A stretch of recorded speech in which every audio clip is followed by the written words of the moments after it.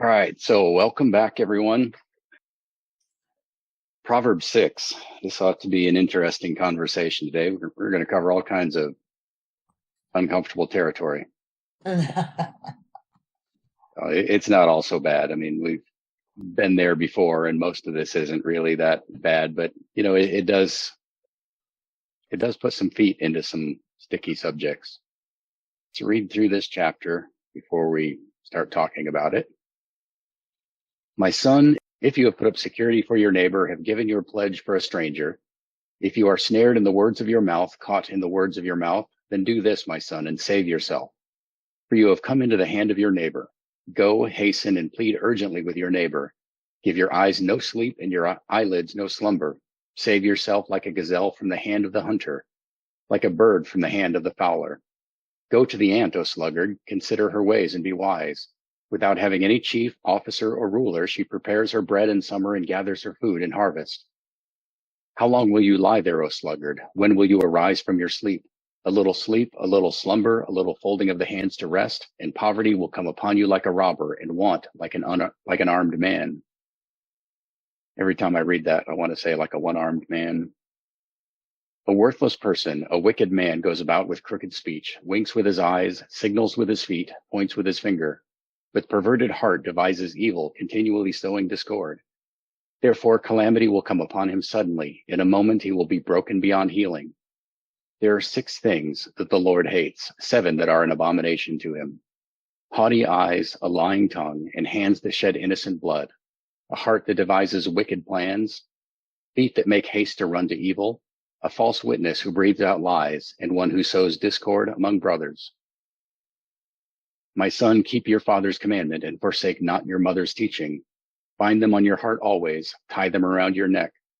When you walk, they will lead you. When you lie down, they will watch over you. And when you awake, they will talk with you.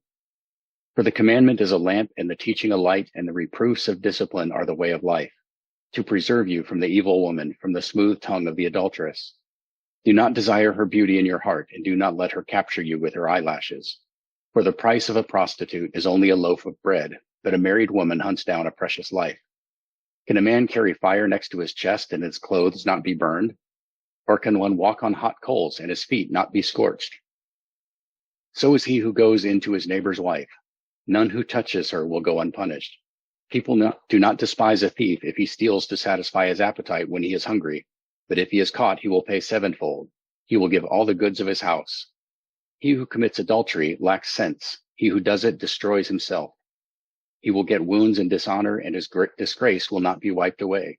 For jealousy makes a man furious, and he will not spare when he takes revenge. He will accept no compensation. He will refuse, though you multiply gifts. Well, let's start with the note that I posted in the weekly Bible discussion circle. So a few questions to consider as you're reading Proverbs 6. This chapter can kind of be divided into 4 semi-discrete units. I mean, they all talk about the same kinds of things, but there seem to be 4 separate themes. Questions are, what do these 4 passages have in common? How are they different? And what important factor separates the first 2 from the second 2? So it's verses 1 through 5, verses 6 through 11, verses 12 to 19, and verses 20 to 35. So the first one, well, I'll let some of you give your thoughts here. So I kind of like the way the ISR breaks this down, saying the first 5 is against suretyship. In other words, what you become a friend with and who you talk to. So you kind of like be careful with the friends that you make, who you put in your inner circle. Yeah, definitely. You asked, the first question is what all these have in common. And for me, what I saw was that all 4 of these specific descriptions of bad behavior included a lack of foresight or entanglements that lead to destruction. The first being a financial entanglement, the second one being occupational, the third relational, like social relationships, and then finally, sexual or intimate relationships and the disaster that comes from having a lack of foresight or thoughtfulness about your connections there. And so I know you had posted that you had recorded a video about that, and I didn't watch the video, but it's something about laziness. And yeah, it was surely just about one verse in there. But there is an aspect of laziness that applies to all of this. It's like, instead of walking beside your brother to help them make better financial choices, you're just going to co-sign the loan, and then they don't, that's all that you want to do. Or a lot of this, it's just a lot of lack of personal effort or that kind of a thing. So that was kind of taking the easy way. Yeah, taking the easy way, exactly. And then also, just if you look at that list that you have up there, it's almost like a closing circle of words, inaction, action, and then lust. It's like whatever's closest to your heart, and how that can impact your life if it's not correctly dealt with. There are a lot of different ways that you can kind of cut these up and categorize these 4 sections. But the thing that struck me right away was that the first one was about things that you say, making an agreement with somebody, agreeing to contracts. We have those end user license agreements that we all just check the box and say, yes, I agree, whatever it is. And I don't think anybody anywhere expects anybody to read those. I have no idea if they've ever been challenged by a court, but it does bother me every single time. I mean, I've got to use this software. There's nothing else available. And if I go use some other software, it's going to have its own list of requirements. But I don't want to promise a bunch of things to strangers. And I'm not sure I understand all of the legalese, even when I do try to read them. But the second one isn't about what you're saying or doing. It's about what you're not doing. And it still comes back and bites you. And the third one is about action.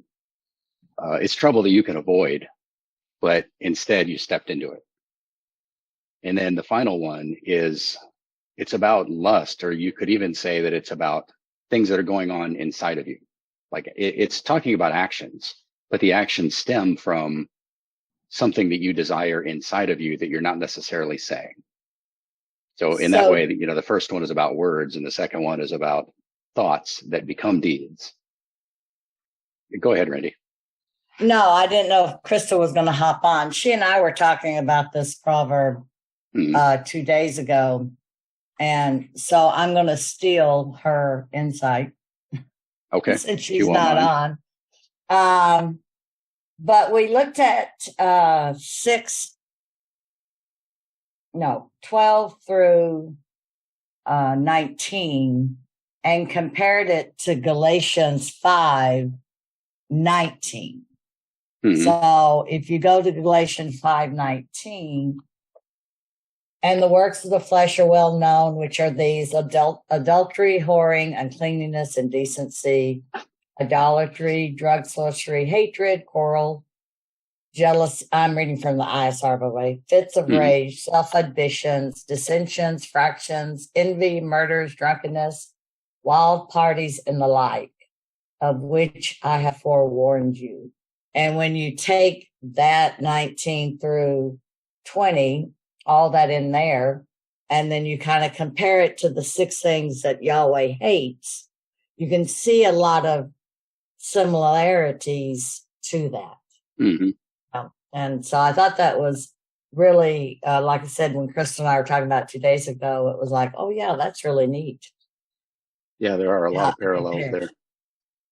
Yeah, and then Paul goes on to say that those who belong to Yeshua have crucified the flesh with its passions and desires. Doesn't mean that we don't have them. They just don't rule us. Right.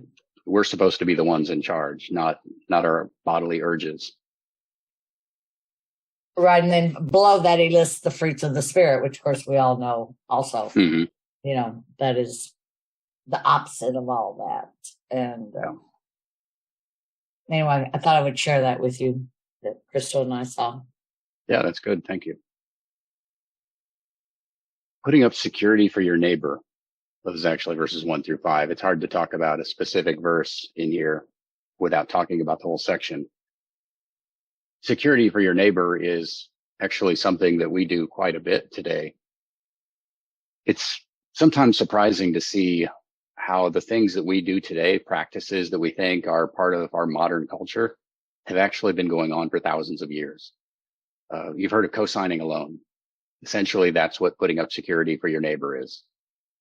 Or giving your pledge for a stranger, which it doesn't really mean somebody you don't know necessarily. It means just, somebody who's not part of your inner circle, like your family. And it's not even really saying that it's a good idea to put up security for somebody in your family.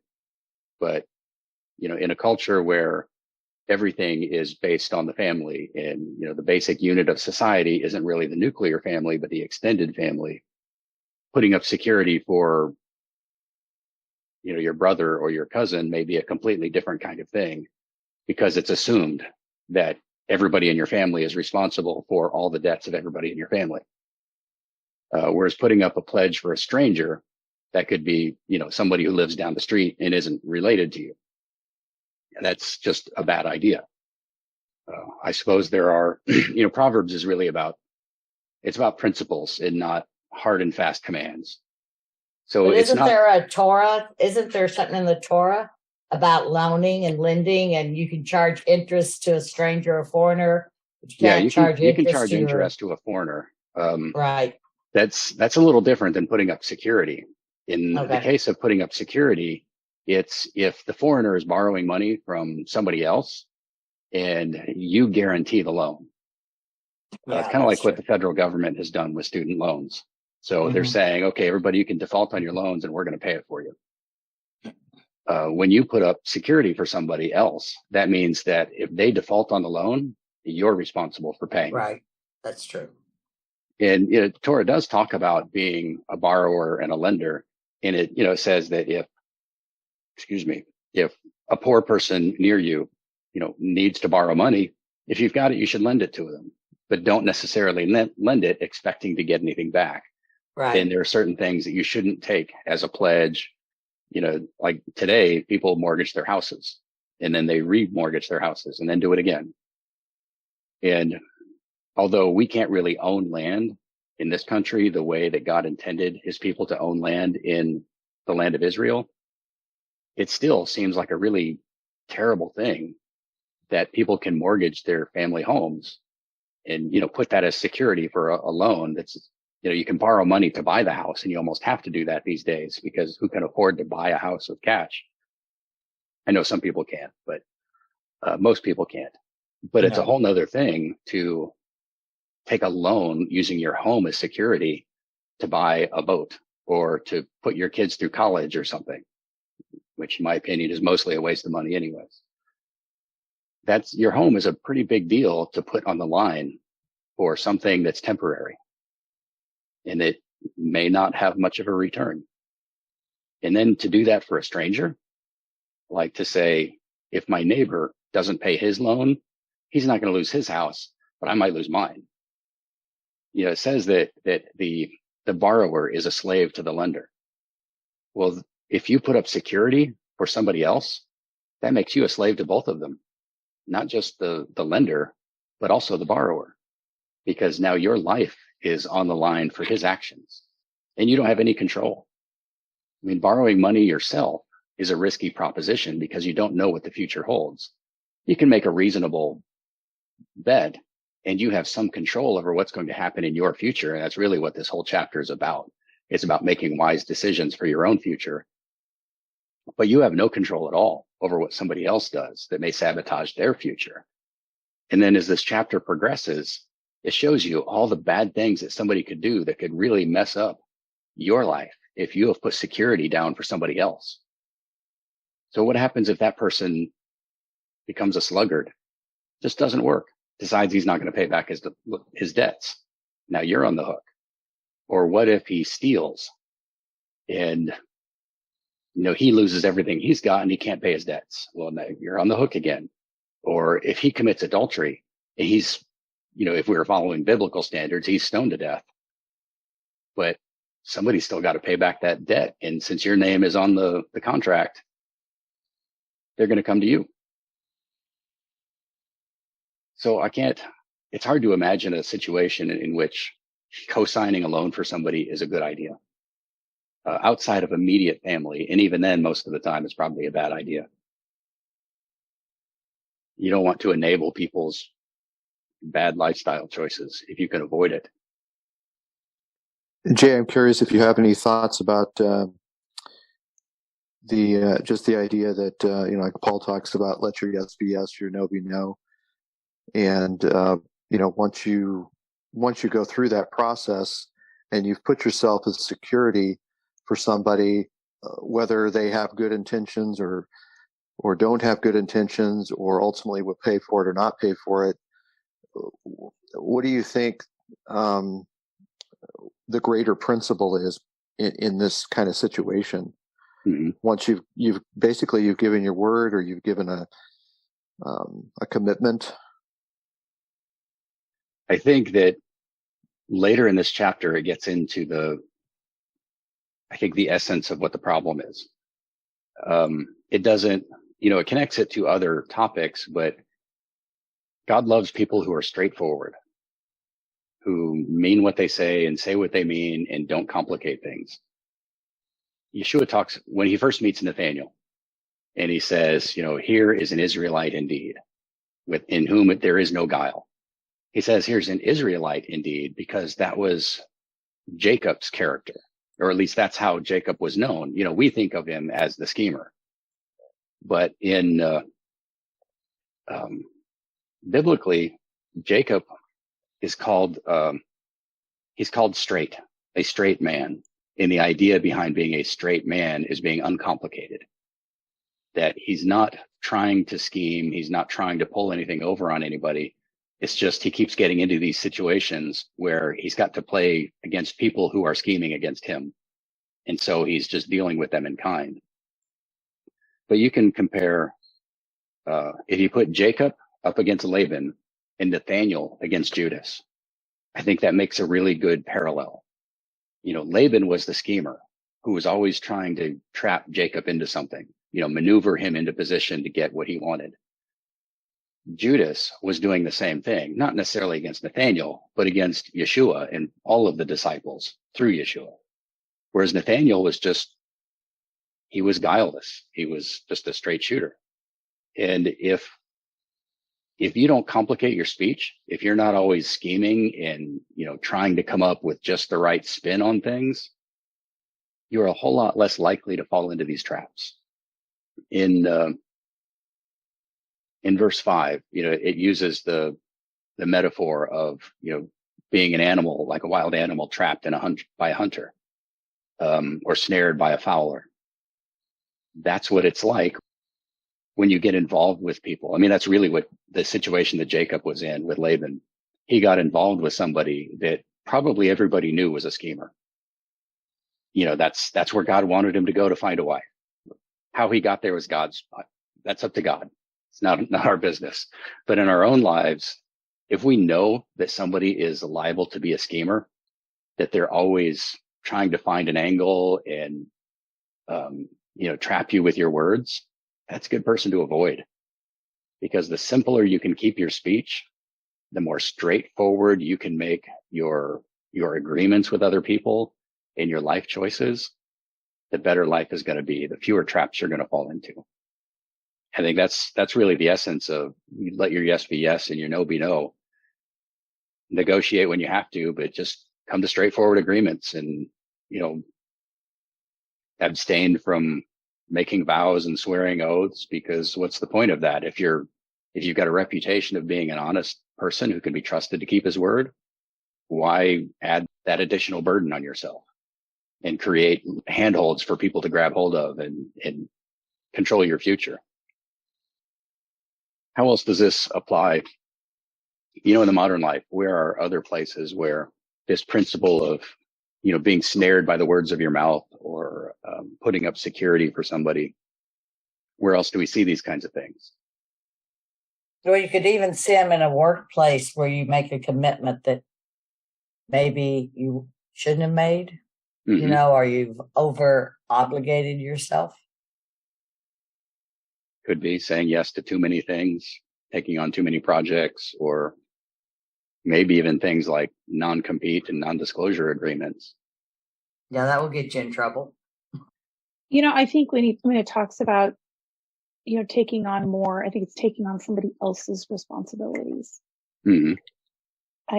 That is actually, it's really important within, obviously within a professional workplace. You don't take over somebody else's responsibilities. All too often they'll let you, and that'll be great until it's not. But within the body, there's that element too of taking on the responsibilities, the roles that God has set aside for someone else, and just being, again, really thoughtful and really responsible to do all that you are commanded to do, all that you are called to do, but to not take on those roles that belong to someone else as well. Yeah, that's an interesting point. I hadn't really thought of it that way.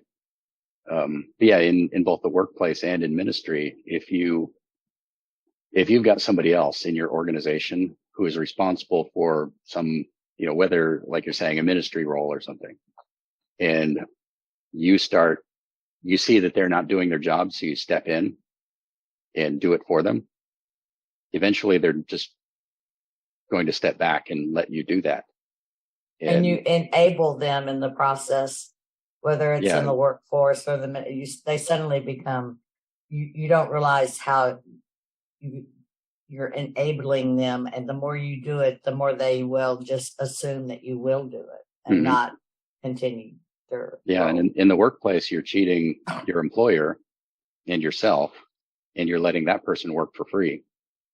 In ministry, it's even more complicated, I think, because you're robbing the other person of the opportunity to become the person that God wants them to be, and to fill the role that God has designed them to fill. Absolutely. And then I was going to say, and then you will feel trapped. You absolutely will feel trapped carrying something that you were not. Yeah. But I know from my own personal experience, if somebody is willing to step in and take over something, it is very easy to let them do that. I believe that I don't have a lot of good interpersonal skills. I don't see myself as having a lot of leadership skills.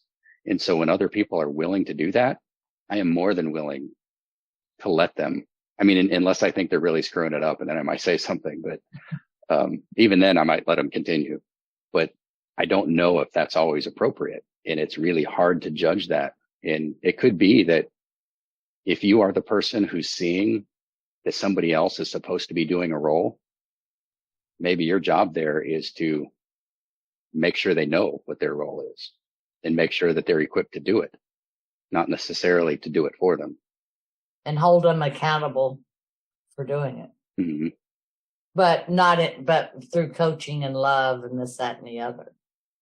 Yeah, those are good points. Something else that comes to mind with this first section is concerning going into, let's just say, some kind of business venture with other people. I think family's kind of its own thing, but going into it with a friend, or just basically becoming a partner. And I think that, the principle of not being unequally yoked, talking obviously about marriage, but I think it carries over in this regard as well, that at the very least, if you're going to go into, some kind of serious business agreement, that there needs to be that commonality. And but even then, between two believers, sometimes there can be, difference of opinion. Just seeing some of the important decisions that need to be made in the context of either starting or maintaining a business. People can just see things differently. And if your reputation, if your wealth, everything is on the line with that business, then I think you just need to really make sure that you're like-minded enough that that when it comes to those difficult times that you can find common ground. Yeah, without crossing the lines into, the other person's territory, when, at least when you can discern where those lines are. Sometimes those lines are overlapping significantly, probably always. I was going to say, it's interesting, 1 through 5 is instruction for me, or put on me, for me, don't get wrapped up with someone who won't honor their debts, who won't take care of their responsibilities. Don't compensate for that. But then 6 through 11 is speaking directly to the person who would take advantage of someone who would be surety for them. It's like both sides of the coin. Say that last part again about 6 through 11. Well, 6 through, so 1 through 6, 1 through 5 is telling us, be wise. Don't enable those who aren't trustworthy, or would, you'd be in bondage by supporting them or taking over. And then 6 through 11, talking about laziness, perversity, talking about the slacker, the little sleep, a little slumber, a little folding of the hands, all of that. It's kind of the other side of the person that. Oh, okay. Yeah, I see what you're it's saying. Like, I know with my character that when someone says, "Hey, I'm gonna help you out," like, if someone were to offer me a scholarship to women's retreat or something, my personality would be, I would jump in and I would do 5,000 things to compensate for the lack of financial investment I might be capable of. I would make sure that there was some effort that showed I put great value in what was being offered. And here, 6 through 11 is kind of the personality of the person who you would co-sign for, or that you would be surety for, that puts no value in your investment in them. So it's kind of like, anyway, that's something Yeah, that's good. These are all, like you're saying with the, taking the easy way. All of these different situations are connected by that same theme. And they all affect the people around them. The one person who is taking the easy way by not doing what they're supposed to be doing is creating a burden for the people around them. And if those people do step in, they may be fixing one problem, but creating another one. 6 through 11 is talking about the sluggard. It is really easy. For the last few years, it's been pretty easy to point fingers at generations of people and say, you people are a bunch of lazy. I've been known to use the term the easy button generation. It's not really fair to the entire generation, because not all people in whatever age group that I'm not specifying, they're not all like that. And their world is quite a bit different than ours was. The ant is a curious example to be using, because the ant doesn't really have any thoughts of its own. It's just doing things. And when you think about, the ant does things by instinct. They are self-organizing. Nobody is giving orders. They are communicating at some level, but nobody's saying, okay, you go do this and you go do that. They're all essentially genetically programmed. I mean, even if they all have the same genes or the same basic genome, the way that each ant develops in the hive or mound or whatever you want to call it programs this specific individual for a particular role. And that ant has no choices. It does what it does because that's what is required, and that's what God told it to do. Essentially, God is the chief and the director. And so what complicates it for us is that our role in creation is so much higher than the ant that we have to have all of these extra capabilities. We have to be able to say no, and we have to be able to make choices that ants don't really have. They don't have a need to make choices. They just follow the scents, and they follow the little ant dances, and do what ants do.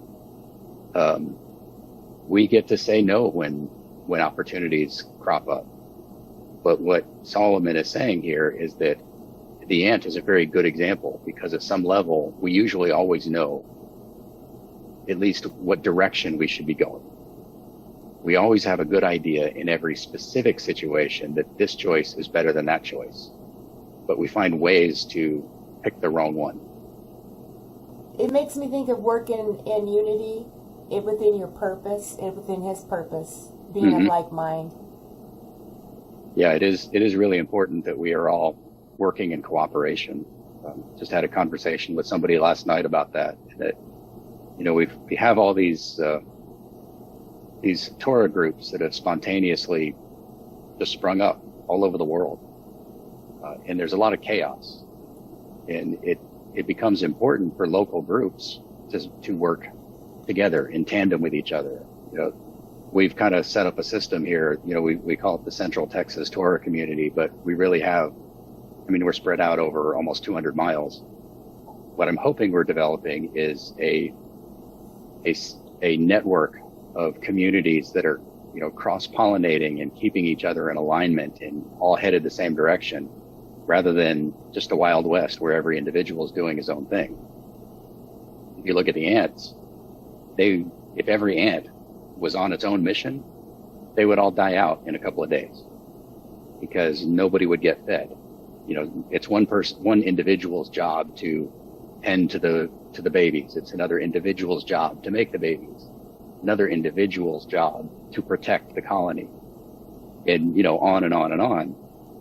And if they all decided they were just gonna, I don't want to do that, I want to go and explore over here. Well, now you've got invaders, and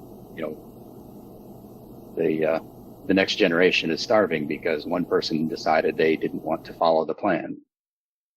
And so it is important that we make those decisions that act in cooperation with each other, that keep the entire community moving in the same direction. And that takes a lot of conscious effort. It takes a lot more effort on our part than it does for an ant. But that's part of the reason that we study God's word, that we study Torah and the Proverbs and do it over and over and over, so that these things do become habitual and instinctive. So we don't have to think so much about it when we're confronted with a choice of whether we're going to do this action that might cause division in our community, or this action that will cause people to come together. Well, depending on a number of factors, the choice becomes clearer the more we understand the heart and the intent of God. Unlike the ant, who they don't have to think about it. That intent is built into their genes.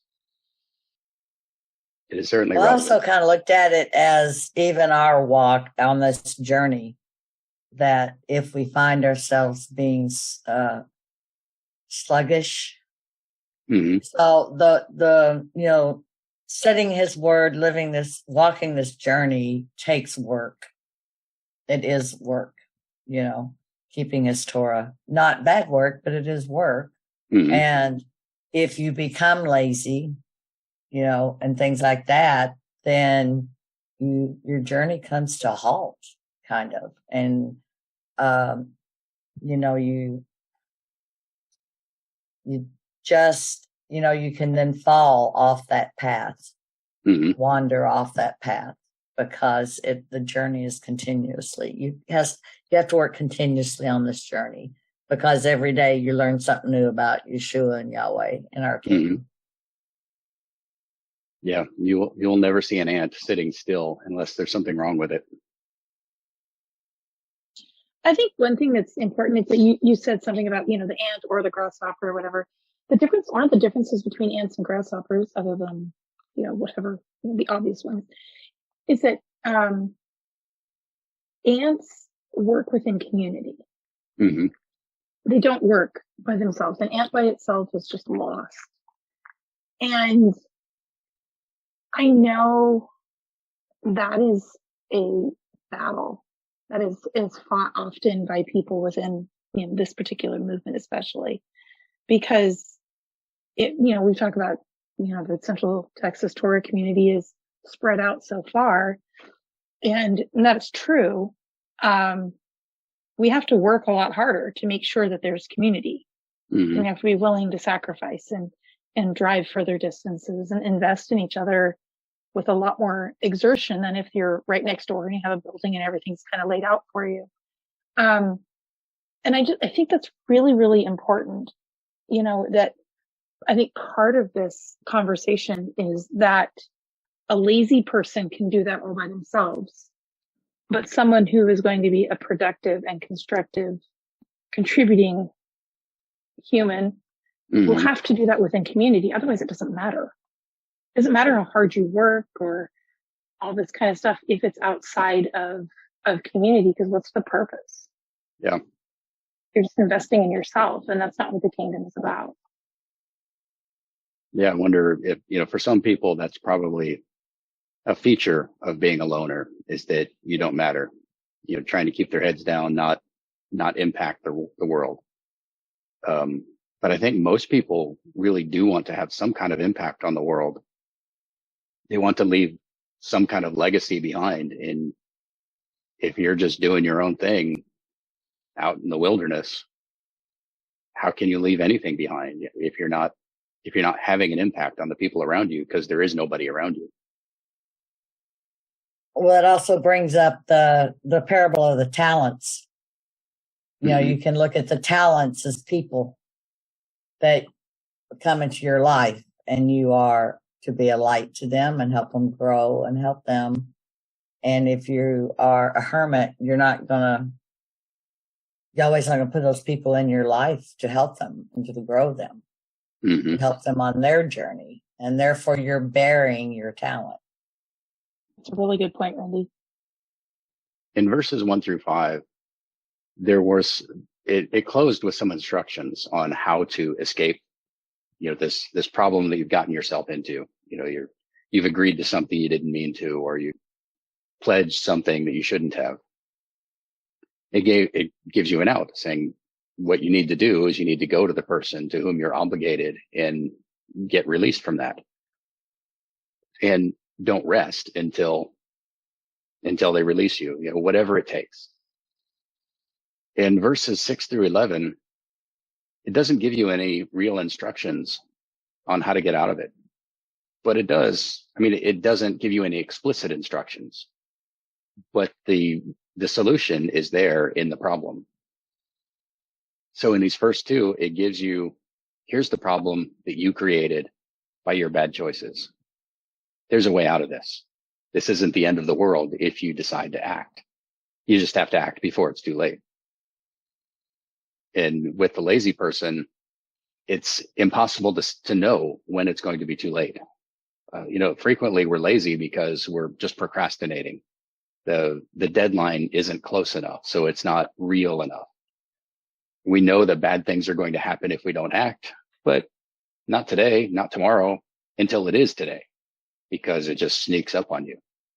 The solution is to get up out of bed, go, whatever it is that you're supposed to be doing, go do it.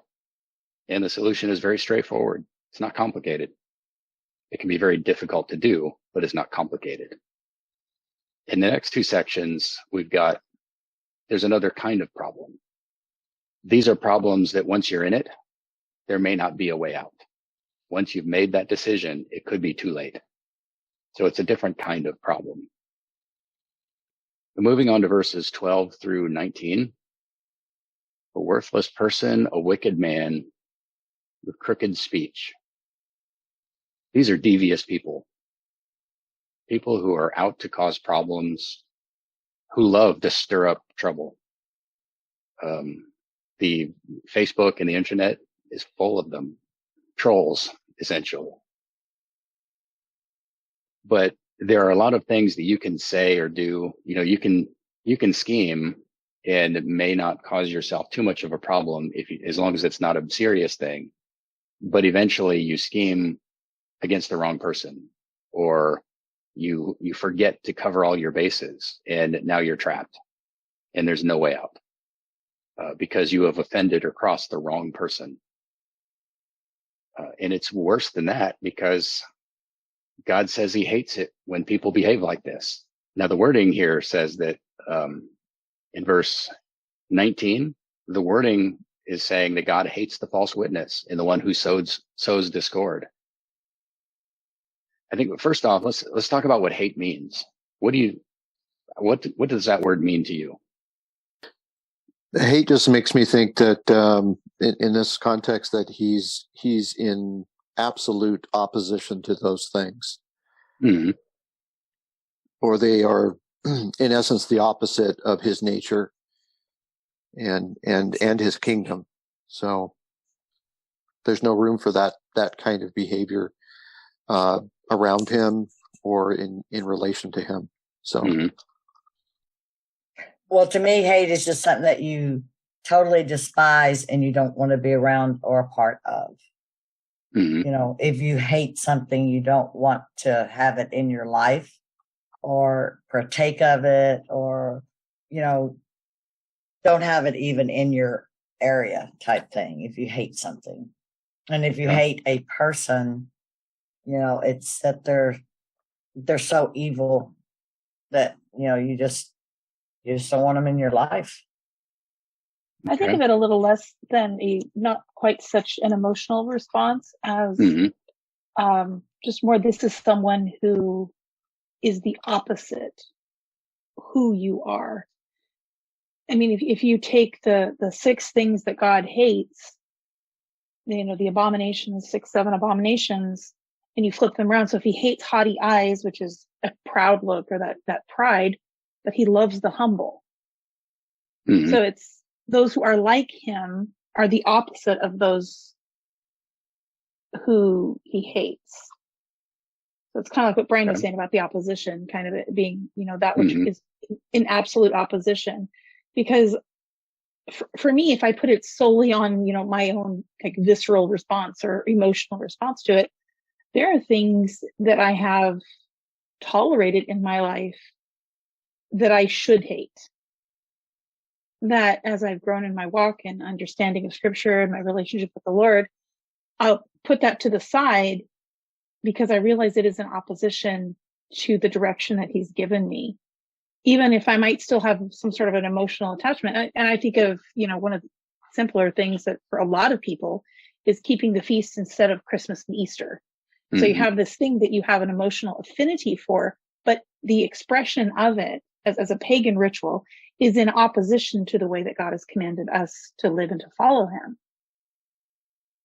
Does that make sense? Yeah, that makes sense. You know, I think all of those. I'm not saying you shouldn't have an emotional response to it, but for me, it's like I tend to not obviously go quickly to the emotional part of it. But that's just kind of what I was thinking. Well, I think, you know, an emotional response can be part of it. You know, that visceral disgust, the despising of something, that's part of what it means to hate something. I think, you know, in our modern English, we think of hate as like, I've got this really strong emotional opposition to something. You know, I really don't like that thing. And that may be part of what the scriptures mean when it talks about hate. But I think all of what you're saying, what all 3 of you are saying, is also part of it.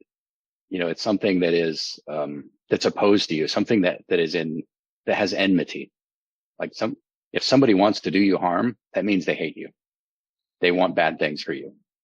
Even if that means that they don't necessarily have any emotional attachment to doing wrong to you. It's not like they despise you so much. It's just that you're in the way of what they want. So they have to do bad things to you in order to get what they want. So they hate you because you've got something they need or want, or you're in their way. So they are treating you hatefully. But then there are things where God says that certain things disgust him. You know, certain behaviors in treatments of people and animals, God finds disgusting, and he wants us to be disgusted by them too. So this is an element of hate. Then you look at Jacob and Esau. You know, Jacob I love, but Esau I hated. It's not that God wanted to do harm to Esau. It's just that Esau was that one who was in opposition. He was not doing what God wanted and actually wanted the opposite of what God wanted. So I think all of those things are true. So here, when it says that these are things in people that God hates, it's not that God has this visceral disgust for those people. He may or may not, I don't know, but that's not really the point. The point is they are behaving in a way that God finds despicable. These behaviors are the opposite of how God behaves and how he wants his people to behave, because he wants them to emulate him. I think that there's a distinction between the hating of something and the action that comes after. Mm-hmm. And that's where, when the Lord says the vengeance is mine, right? So Right. this thing that I hate, this person that's been wronged, this perversion of my order needs to be halted, consequences meted out, all of that. That's his that's his purview. Mm-hmm. But he wants us to hate the things which he hates. But that doesn't mean that he has then given us the freedom to judge it the way he has judged. I'm not trying to be weird and obnoxious about it, but because I know there's a lot of liberal places that can go, and and that's not what I'm saying. I'm just saying that it takes that. If I see this thing that is being done that is in opposition to God's nature, I don't want to have any part of that. Right. That doesn't necessarily.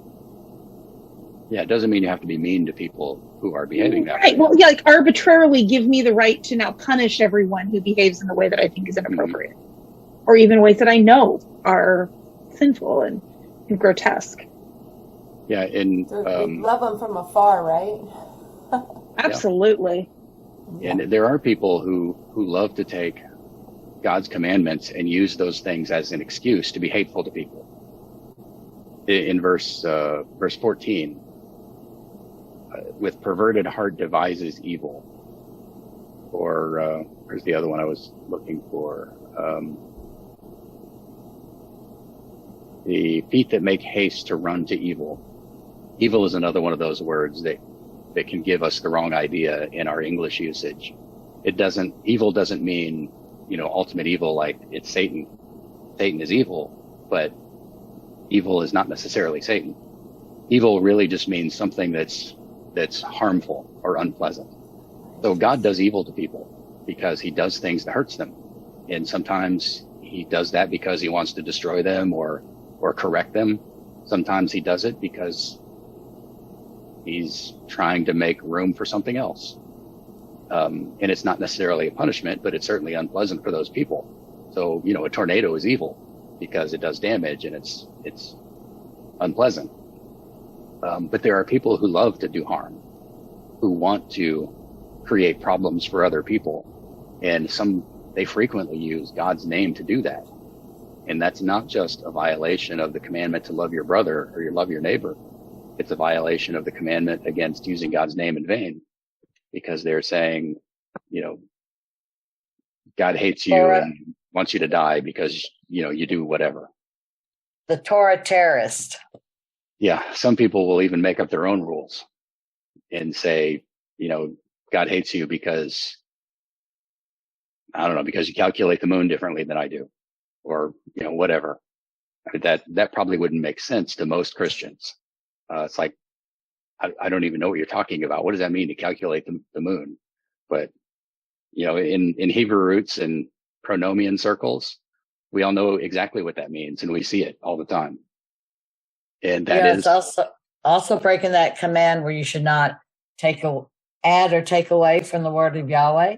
Mm-hmm. So when you're doing that, you are doing that. You are taking away or adding to his word. Yeah, and I'm sure there is taking his name in vain.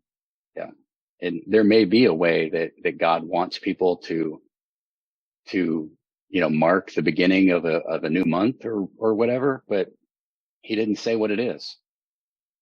So we just have to rely on tradition and our own reason, and banging each other over the head because somebody else came to a different conclusion is not helpful. Because the next thing that God hates is someone who sows division among brothers. And that is a big deal to God. And this little arrangement here is what's called a numbered parallel. Excuse me. It's not a parallelism like we've talked about with chiasms. It's just a series of related statements. But a numbered parallelism means that it gives, these are 6 things that God hates, 7 that he despises. It's just a way of introducing this sort of structure. And the Proverbs does it a lot. And apparently it's pretty common in ancient Near East literature. It's just a poetic device. But frequently the one that's added at the end where it says, 3 things I hate, 4 are, horrible. It's the 4th thing that is the worst. Frequently. That's not a law. It's just, that's usually the way it's arranged. And in this case, it's the one who sows discord among brothers. That's the last one. So 6 things God hates, 7 that are an abomination to him. And that one is the worst.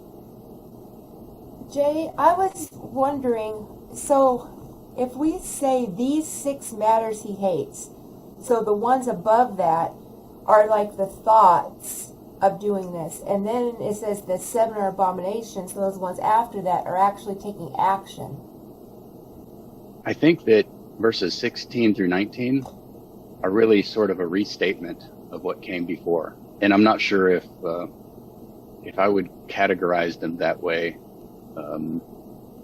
But the one that comes before really is talking about the character of the person who does the rest, where it talks about, a wicked person who goes around with crooked speech and winks with his eyes. These are talking about the signs that you can recognize that person.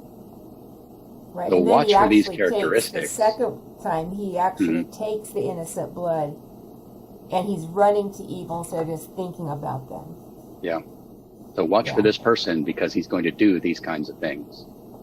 Potentially, correct. Mm-hmm. Good observation. All right. So you want to move into warnings against adultery? Well, you have 2 single women here with no husband. So unless you put it on a spiritual level of going into Babylon and getting out of her spiritual adultery, which you could apply to this. Sure. Yeah. God makes that comparison, frequently in the prophets and in Torah about, he considers his relationship with Israel to be analogous to a marriage, or rather marriage is analogous to his relationship with Israel. Right. And so when Israel goes around worshiping and honoring other deities, that's adultery. Correct. That's what I'm saying. So I look more at this when I'm reading that as, how can I apply it spiritually? Mm-hmm. As a widow, I don't have to worry about the physical part. Yeah. Well, there's an interesting thing. I mean, it's kind of an academic point, I think, especially in this group, but it becomes pretty clear reading this passage that this is specifically talking about a married woman. Yeah. And this is a consistent pattern all through scripture. And it gets a little fuzzy when Yeshua is talking about adultery. And I think the problem there is that the gospel writers are writing summaries of what Yeshua said and leaving out a lot of context because they're assuming the audience is going to know the context because they've got the rest of the scriptures. Right. But in biblical usage, adultery is always with a married woman. So a married man who is fornicating with a single woman, that's fornication. It's a sin. She's not his wife. But adultery, the crime of adultery that's punishable with stoning, that is with a married woman. Interesting. I never thought of it. Okay. There are other things that happen. If he's fornicating with some other woman, there are punishments for that depending on the circumstances. But the death sentence is reserved for a man who is having relations with a woman who is married to somebody else. And that's why this becomes such a big deal in this passage, because, it makes that comparison with the man who steals bread. He's hungry, he steals some bread. He's not really hurting anybody. He's taking a little bit of somebody else's sustenance, but, he's starving. He has a real physical need that needs to be met. So people don't really despise him for that. I mean, they might look down on him, and he's not really the victim in here. The person that he stole the bread from, that person isn't seriously harmed. He's out a little bit of finances or something, and, unless he's starving himself, in which case it becomes a bigger deal. But if you steal another man's wife, you are potentially destroying his life, his household, everything.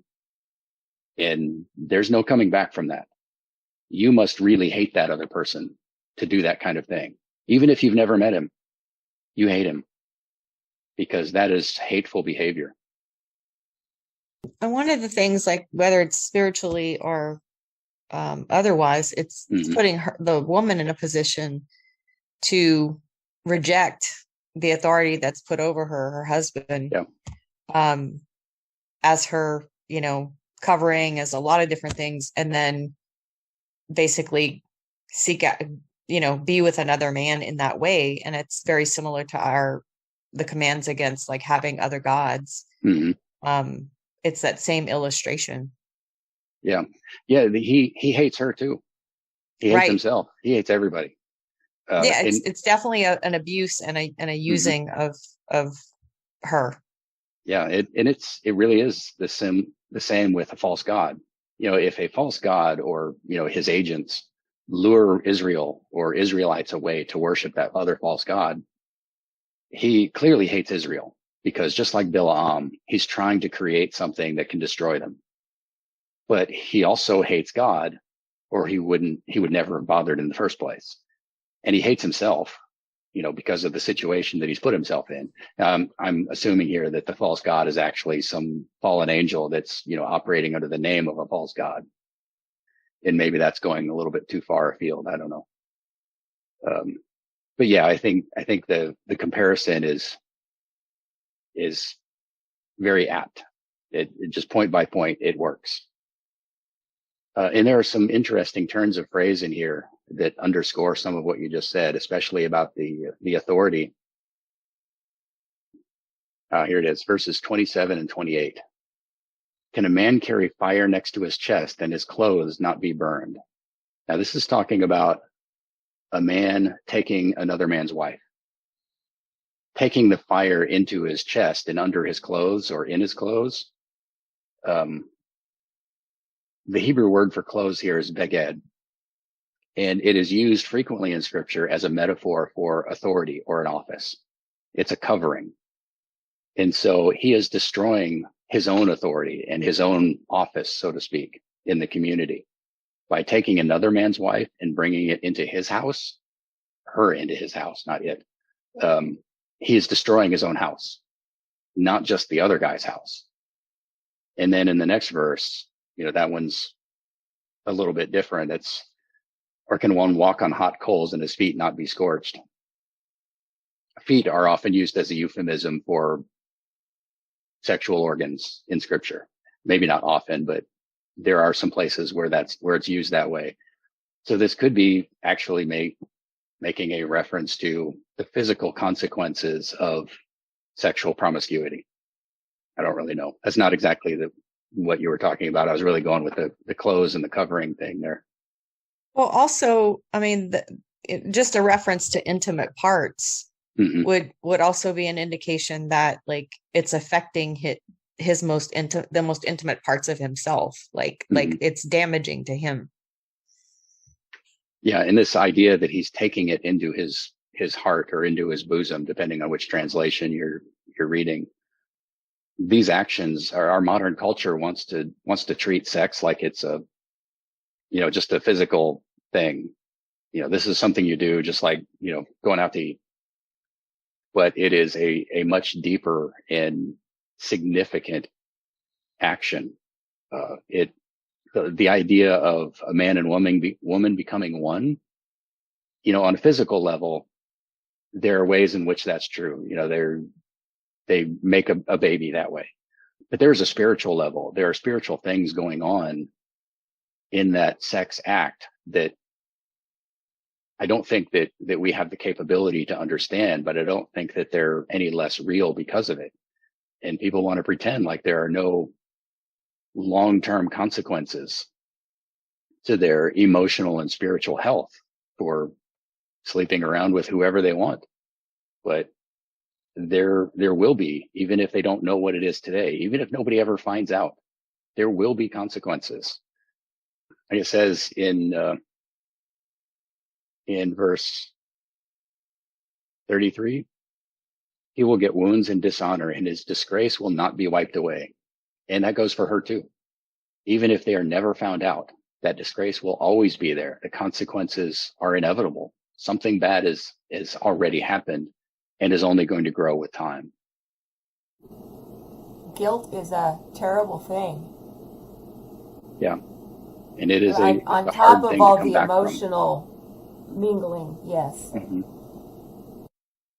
And to your point in the verse about, you know, the thing about his bosom, the bosom and the intimate parts, and the authority and what happens there. I mean, even David experienced that, you know, for his actions.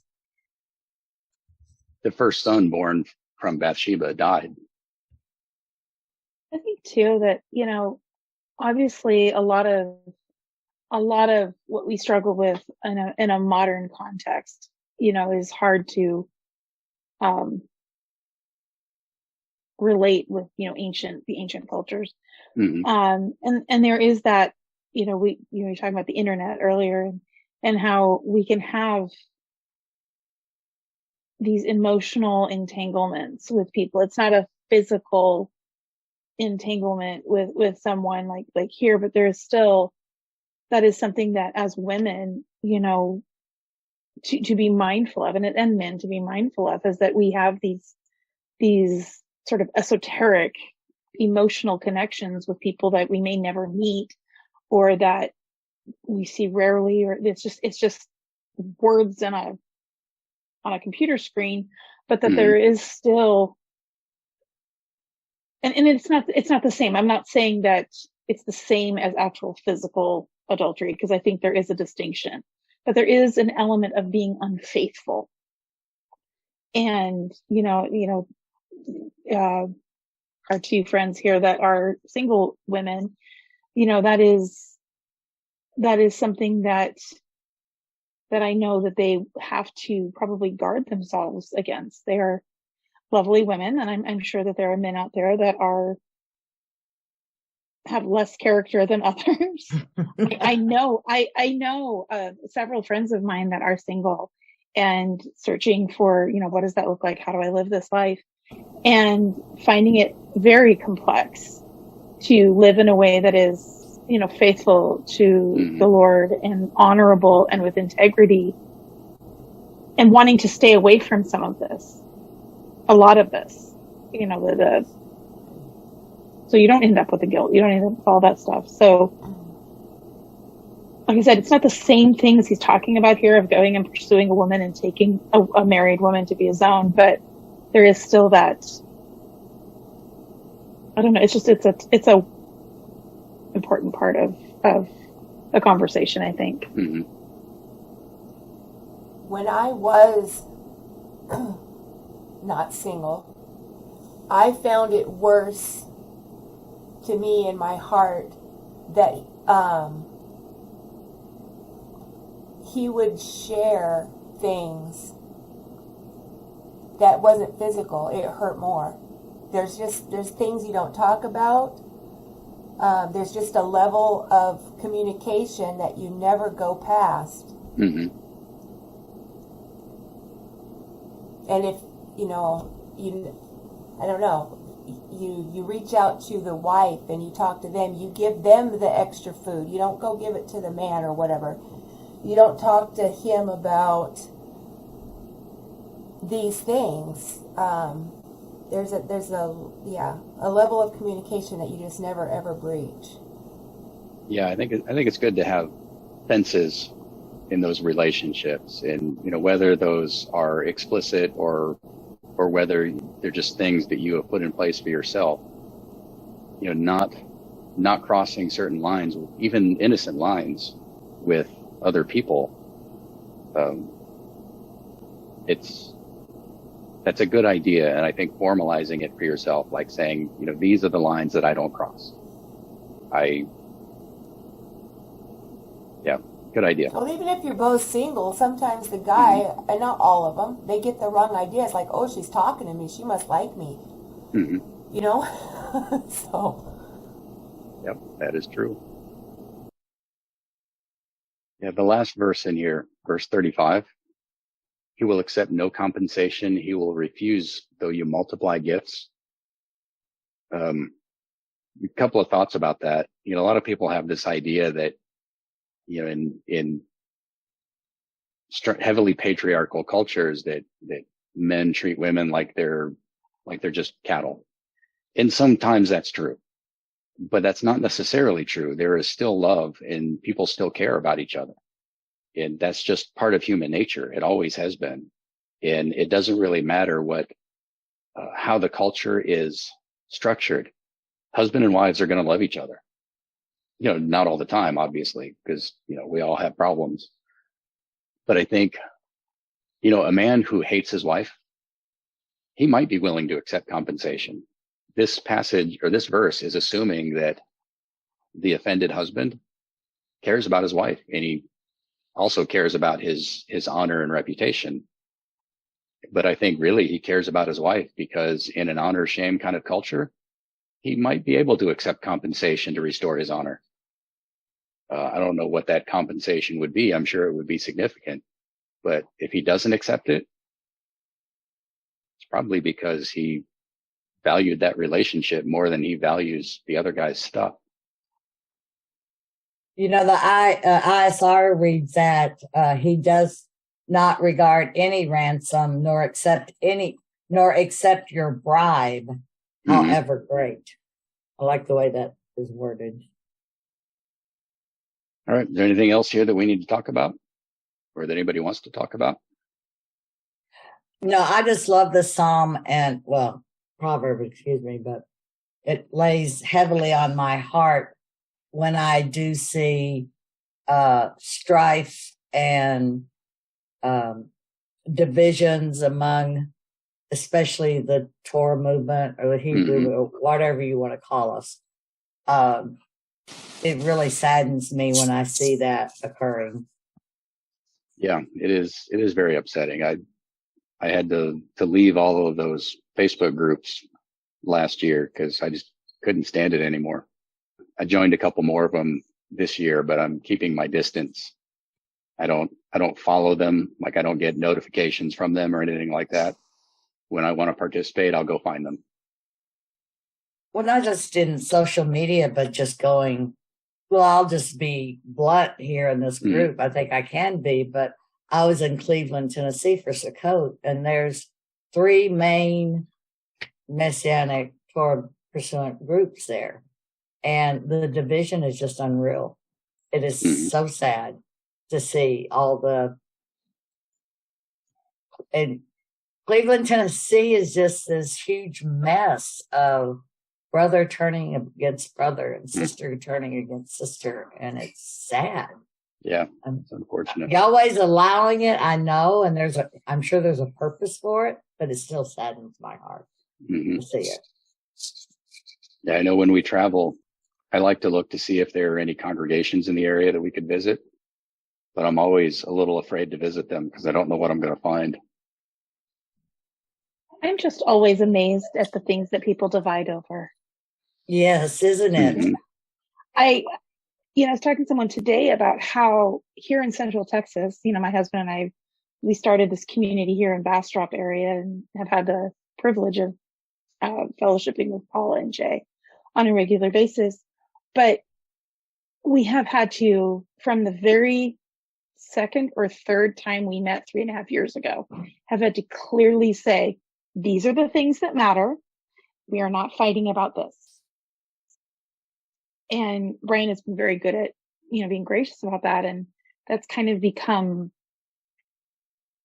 I wouldn't say trademark, but it's definitely become a part of the expression of our group, is that we're not here to divide.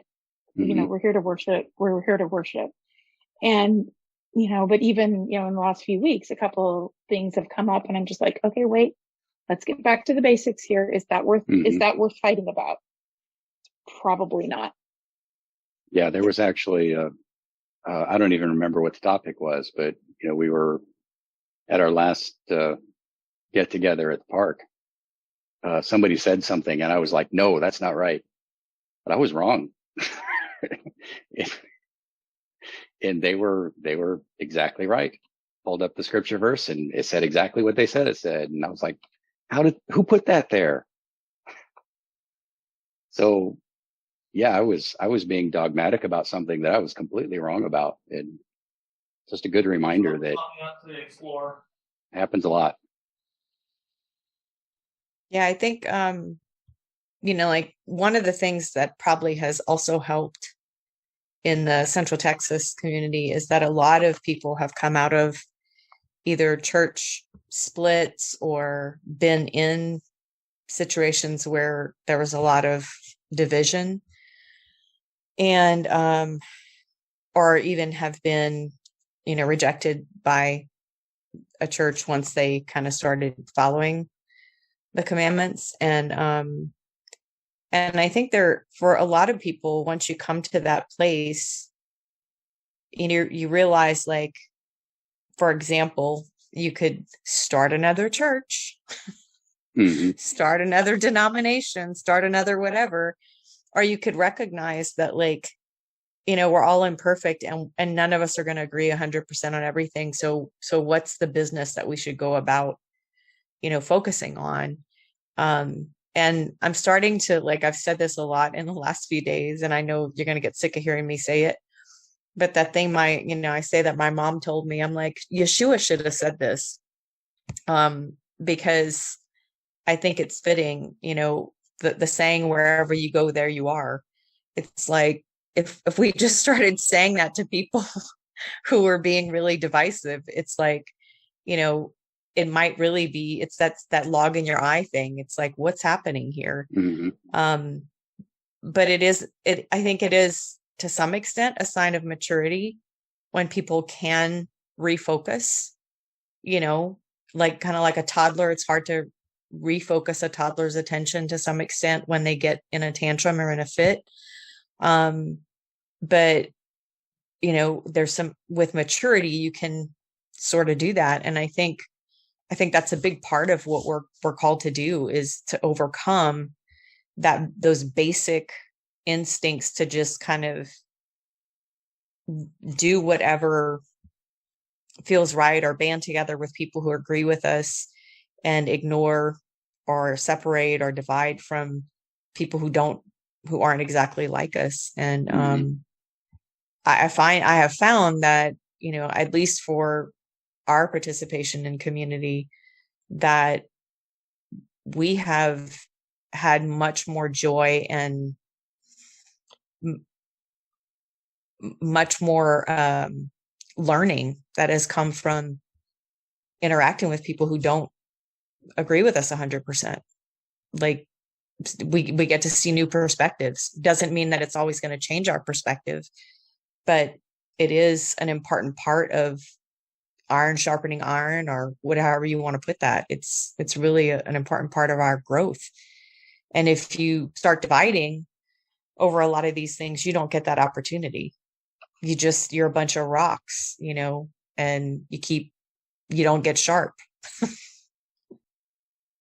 I think I want to add this too about the contentious brother, is that not everyone who's contentious knows they're contentious. And so I was talking to somebody recently about how people that have come into Torah, who have come into observing the feasts, and they see this whole paradigm of life where they've been lied to, they've been misled, and the temptation is to be really angry about that deception. And I think there's a place for that. I mean, you need to focus that anger where it belongs, and not, like talking about the things that God hates, that we don't then we can't like go burn down the church that lied to us. We just, still need to respond wisely.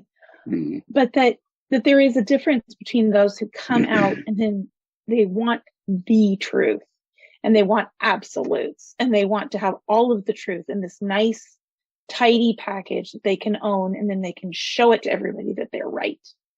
And I think that's different than someone who just likes to make trouble.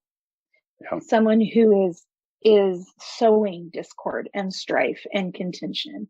That word there, person who stirs up conflict in the community is another translation. That word there is the same word used for the contentious woman in Proverbs 21:19. It's better to live on the corner of a roof than with a contentious woman. That's not someone who's just accidentally contrary. That's someone who lives a lifestyle of discord and strife. And and it may take time to know the difference. And, to have like Paul was talking about, the maturity, having the maturity to recognize that someone within your community might just be on fire and lit up because they found truth, and they don't want to settle for anything less ever. And they think that what they know is the beginning, the alpha and omega of all truth, and now everybody has to know it. And so they just need mentorship and guidance and direction and a safe space to burn hot, versus someone who is just there to make trouble because it's funny or it feels good, or well, there's a third category there too. People who are drawn to the fringes and to controversy, and they are totally convinced in their minds that they are just seeking the truth, but really they're just chasing after whatever it is that's going to make them feel special. It's going to make them feel a little bit more holy than, everybody else who doesn't know this new truth that they've cornered. And they may not be intentionally divisive, but it's just the nature of their character of always trying, always grabbing that next shiny object is inherently divisive. Otherwise, though, I agree with what you're saying, that, not everybody is intending to cause a problem. They're just zealous. Well, and I mean, I have two sons. One of them is a peacemaker and one of them is not. And of course, I love both of them. And sometimes the one who is a peacemaker wants peace no matter what. And the other one that is not opposed to conflict thinks that stirring the pot is the best way to get the best possible result. And maturity will hopefully, prayerfully, will teach them, that the Father will lead them and guide them, and they will grow into an understanding of, how each of those characteristics can be strengths in their life and not destructive. But it's their lack of maturity that makes those things unhealthy often. And so it's knowing the difference between that, and then just when there have been days when I tell Brian I'm spicy today and you don't want to talk to me because I just want to have a fight. And so I know within me I have the potential to be contentious. And that's not immaturity, that's just being human. It's just whether I choose to live it. But anyway, that was. I know a teacher that, I've never met him in person, but I know people who have, and I interact with them on social media all the time, who hold some, what I feel are pretty outlandish ideas, but he is at heart a peacemaker, and he is very gentle. He never forces his ideas on people. Seems like he loves God, loves people, and he's just trying to do the right thing. And, he's got a teaching ministry, and he heads a congregation like in Alabama, I think. Just seems like an overall great guy, but I can't recommend his teachings to anybody because these issues are really, really big. And although I think, listening to what you were saying just now, I think that those people who get really zealous over fringe ideas, maybe he's someone I should recommend to them. Like, you should go connect with this guy, because, I'm not going to talk you out of whatever it is you're into, but at least this guy can maybe steer you into a healthier way to practice whatever this is.